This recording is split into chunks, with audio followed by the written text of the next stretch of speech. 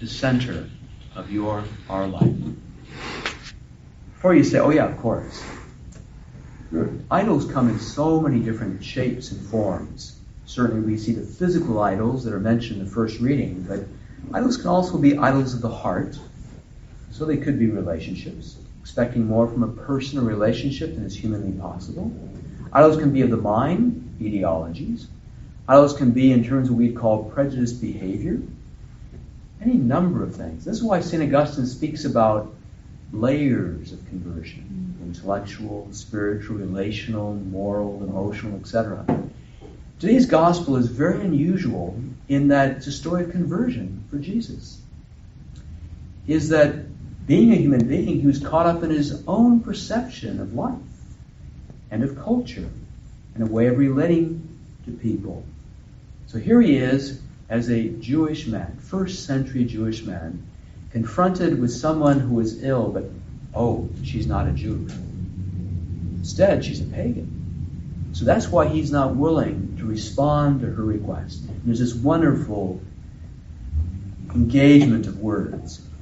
And Jesus is taken aback by her willingness to stay with it.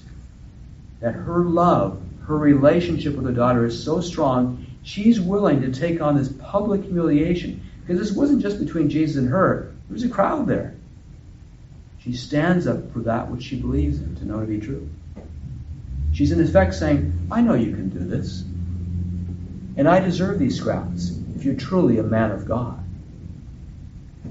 Jesus, I picture him taking a step back and saying, okay, I'll give you that. You receive what belongs to you. This happened 4 times in the Gospels to let us know, these many centuries later, that if even Jesus can begin to let go of the layers of bias and prejudice and separation from others, what about us? In this day and time especially, this word should challenge us. Where even in our church, we don't talk to or sit with or relate to certain people. Oh, you belong to that party. You have that belief. You have that orientation. So, the question comes back again.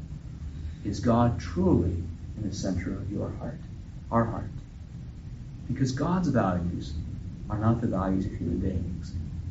God, who is perfect relationship, perfect communion, always about right relationship with every human being.